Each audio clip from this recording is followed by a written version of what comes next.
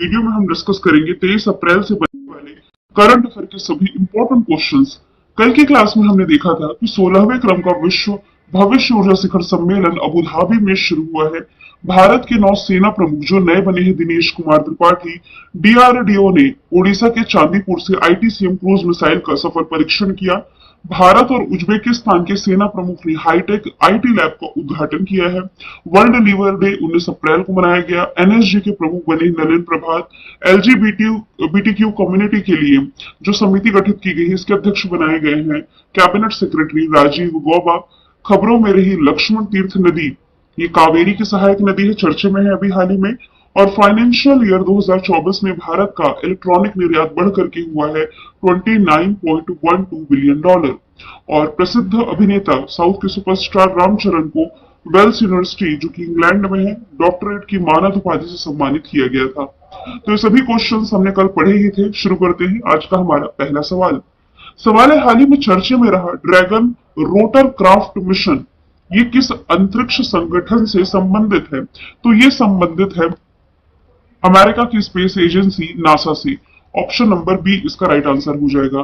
तो नासा ने 3.35 अरब डॉलर के बजट के साथ शनि के चंद्रमा यानी कि शनि का जो आप कह सकते हैं उपग्रह है टाइटन पर ड्रैगन फ्लाई रोटरक्राफ्ट मिशन की पुष्टि की है जो कि ये लॉन्च करने जा रहा है 2028 में। ये एक डुअल क्वाड कॉप्टर है जो कि रेडियो आइसोटॉप पावर सिस्टम के साथ मुख्य रूप से चंद्रमा के सरफेस यानी कि सतह पर विभिन्न स्थानों की खोज कर रहा है।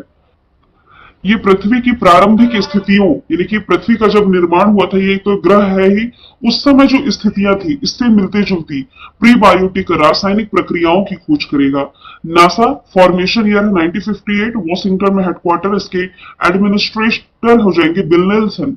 आप यदि ऑप्शन को रिलेट करें तो स्पेस एक्स इसका एक रॉकेट है, स्टारशिप रॉकेट। मैंने आपको पढ़ाया था दुनिया का सबसे शक्तिशाली रॉकेट जिसकी लॉन्चिंग फेल हुई थी, जिसके बाद ये और ही ज्यादा चर्चे में आया था। इसके अलावा नासा और जैक्सा दोनों से आप क्या रिलेट कर सकते हैं? इन दोनों देशों की स्पेस एजेंसीज यानी कि जो नासा है ये तो अमेरिका की स्पेस एजेंसी हुई, जैक्सा जापान की स्पेस एजेंसी दुनिया का पहला लकड़ी का सैटेलाइट ये लॉन्च करने जा रहे हैं, लिग्नोसैट प्रोब जिसका नाम है। और जो इसरो है भारत की स्पेस एजेंसी ये चंद्रयान 4 लॉन्च करेगा जिसमें कि इंसानों को पहली बार भेजा जाएगा। और ये कब लॉन्च करेगा? 2040 तक। देखिए वैसे 2028 तक की परियोजना है सैंपल लाने की, इंसान पहली बार जाएंगे 2040 में। अगला सवाल है, फ्रांसीसी कार निर्माता कंपनी है जिसका नाम है सिट्रोएन, इसने भारत में अपना ब्रांड एम्बेसडर किसे नियुक्त किया है?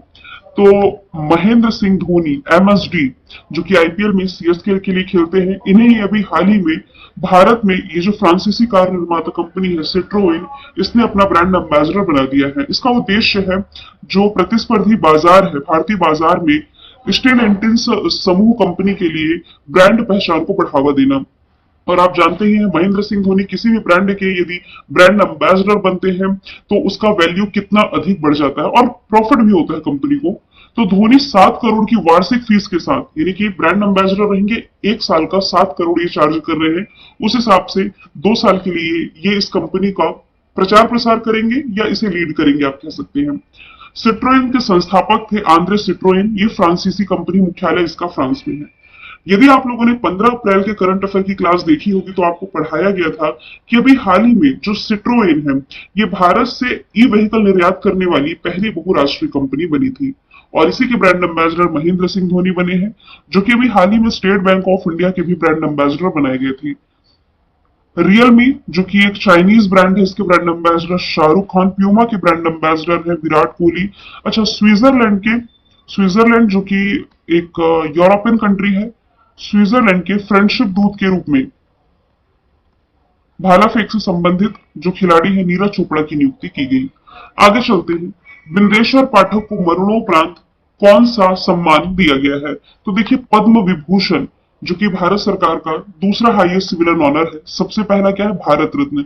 भारत रत्न 5 लोगों को ऑलरेडी दिया जा चुका है जिसमें कि केवल एक जीवित व्यक्ति थे अटल बिहारी वाजपेयी जी, बाकी 4 को मरणोपरांत मिला है। अभी जिन पद्म पुरस्कारों की घोषणा की गई है इसमें 5 भारत रत्न है, इसके अलावा 5 पद्म विभूषण है। मैं 2024 की बात कर रही हूँ। 5 भारत रत्न, 5 पद्म विभूषण है, इसमें 17 पद्म भूषण है, और इसमें चौथा क्या है, पद्मश्री। टोटल 110 लोगों को पद्मश्री मिलना है। भारत रत्न पांचों का नाम मैं आपको पढ़ा चुकी हूँ। पद्म विभूषण में एक नाम चर्चे में है, बिंदेश्वर पाठक, जिन्हें संचालय, माफ कीजिएगा, सुलभ शौचालय सुलभ शौचालय के संस्थापक थे, जिनका पिछले साल सितंबर के महीने में निधन हुआ। इन्हीं के प्रयासों से यूनाइटेड नेशन के द्वारा 19 नवंबर को वर्ल्ड टॉयलेट डे के रूप में घोषित किया गया था। इन्हें मरणोपरांत मिला है पद्म विभूषण अवार्ड। तो भारत रत्न है सबसे पहले, फिर आता है पद्म विभूषण, तीसरे नंबर पर है पद्म भूषण, और चौथे स्थान पर आता है पद्मश्री। चौथा सवाल है, हाल ही में विश्व पृथ्वी दिवस यानी कि वर्ल्ड अर्थ डे कब मनाया गया? तो ये मनाया जाता है अप्रैल महीने की 22 तारीख को। ऑप्शन नंबर बी इसका राइट आंसर हो जाएगा। अंतरराष्ट्रीय मातृ पृथ्वी दिवस को विश्व पृथ्वी दिवस के रूप में भी जाना जाता है। पृथ्वी सिर्फ मनुष्यों का ही नहीं बल्कि असंख्य जीव जंतुओं और वनस्पतियों का भी घर है। थीम इस बार की है ग्रह बनाम प्लास्टिक। अब 19 अप्रैल की यदि बात करूं मैं, तो 19 अप्रैल को क्या मनाया गया है? लीवर डे, यहीं से लिख दूं क्या? यकृत दिवस। हीमोफीलिया डे, ये आपका है 17 अप्रैल। जालियांवाला बाग, ये आपका है 13 अप्रैल। अगला सवाल है, भारतीय नौसेना की पूर्व नौसेना कमान पूर्वी लहर अभ्यास का संचालन किया गया। सवाल यह है कि पूर्वी कमान का मुख्यालय कहां है? स्टैटिक जीके में ऐसे प्रश्न देखने को मिलते हैं। तो पूर्वी कमान का मुख्यालय ये हो जाएगा विशाखापट्टनम में। ये जो विशाखापट्टनम है, आप सभी को मालूम है, ये आंध्र प्रदेश है। पूर्वी नौसेना कमान भारतीय नौसेना के तीनों कमांड स्तरीय संरचनाओं में से एक है, जिसका उद्देश्य है समुद्री सुरक्षा चुनौतियों से निपटने में भारतीय नौसेना की तैयारी का एनालिसिस यानी कि मूल्यांकन करना। अब चलिए कुछ हेडक्वार्टर ही हम रिलेट कर लेते हैं। इसरो का मुख्यालय हम पढ़ते हैं बैंगलोर में, डीआरडीओ का मुख्यालय हम पढ़ते हैं दिल्ली में। इसके अलावा तीनों सेनाओं का जो हेडक्वार्टर है, जल थल वायु सेना का, दिल्ली में हो जाएगा। इसके अलावा बीसीसीआई का हेडक्वार्टर हम पढ़ते हैं वानखेड़े स्टेडियम, मुंबई से। छठवां सवाल है, प्राइम मिनिस्टर नरेंद्र मोदी ने भगवान महावीर निर्वाण महोत्सव का उद्घाटन कहां किया है? तो इसका उद्घाटन प्राइम मिनिस्टर नरेंद्र मोदी जी के द्वारा किया गया है दिल्ली के भारत मंडपम में। 2550वें भगवान महावीर निर्वाण महोत्सव का उद्घाटन। महावीर जिन्हें वर्धमान के नाम से भी जाना जाता है, ये जैन धर्म के 24वें तीर्थंकर थे। पहले कौन थे? ऋषभदेव। आंसर इसका हो जाएगा दिल्ली। अच्छा, वाराणसी में सर्ववेद जो कि दुनिया का सबसे बड़ा मेडिटेशन सेंटर है, इसका उद्घाटन किया गया। सूरत से आप क्या रिलेट कर सकते हैं? दुनिया की सबसे बड़ी ऑफिस बिल्डिंग, इसका भी उद्घाटन प्राइम मिनिस्टर नरेंद्र मोदी के ही द्वारा किया गया था। और अहमदाबाद में साबरमती नदी पर इनके द्वारा अटल ब्रिज का उद्घाटन किया गया पैदल चलने वाले यात्रियों के लिए। अटल टनल अलग है, अटल ब्रिज अलग है, और अटल सेतु वो मुंबई वाला अलग है ना। सातवां सवाल है, किस भारतीय ग्रैंड मास्टर ने कैंडिडेट शतरंज टूर्नामेंट का टाइटल जीता है? तो आंसर इसका हो जाएगा डी गुकेश। 17 वर्षीय भारत के ग्रैंड मास्टर है, ये टूर्नामेंट जीत करके इन्होंने इतिहास रचा है। गुकेश ने यानी कि डी गुकेश ने 40 साल पहले महान गैरी कॉस्परोव द्वारा बनाया गया जो रिकॉर्ड था, इसे तोड़ा है। सबसे कम उम्र में इसके विजेता बने हैं। ये भारत के जो पहले ग्रैंड मास्टर थे, विश्वनाथन आनंद, इनके बाद ये प्रतिष्ठित टूर्नामेंट जीतने वाले दूसरे भारतीय, लेकिन सबसे कम उम्र में इन्होंने जीती है। बात की जाए यदि सवाल नंबर 8वां, जो कि फेस्टिवल से रिलेटेड है, त्रिशूर पूरम फेस्टिवल मनाया कहां गया है? केरल में। यह भी हाल ही में मनाया गया है। केरल एक भारतीय राज्य है जो अपनी समृद्धि, संस्कृति और परंपराओं के लिए जाना जाता है। ये राज्य कई धर्मों का घर है। विशेषता ये है कि विविध परिदृश्य, इलाके, रीति रिवाज, संस्कृति यहाँ पर देखने को मिलती है। हालांकि यहाँ पर एक मंदिर है जिसका नाम ही त्रिशूर पूरम मंदिर है। यहाँ पर यह फेस्टिवल मनाया जाता है। केरल से आप एक और फेस्टिवल रिलेट कर सकते हैं जिसका नाम है ओणम। एक फेस्टिवल है पोंगल और जल्लीकट्टू, ये आप रिलेट करेंगे तो ये तमिलनाडु का फेस्टिवल है।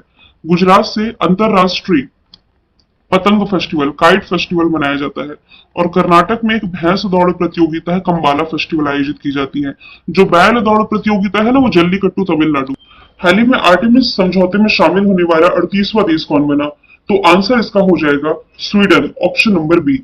अच्छा, मैं ये करंट अफेयर आपको पढ़ा रही, इसी दौरान मैं एक और एडिशनल चीज रिलेट कर देती हूँ। अब इसमें 39 देश शामिल हो गए हैं, और 39वां जो शामिल हुआ है ये कंट्री है स्लोवेनिया। हालांकि ये भी यूरोपियन कंट्री है। तो जब मैं आपको पीडीएफ दूंगी ना, तो इसमें 39वां सदस्य देश लिख दूंगी। हालांकि ये मेंशन जरूर कर दूंगी कि स्वीडन इसका 38वां सदस्य देश बना। क्या भारत इसका मेंबर है? देखिए, भारत जो है ना आर्टेमिस समझौते पर हस्ताक्षर करने वाला 27वां देश है, ये आप याद रखिए।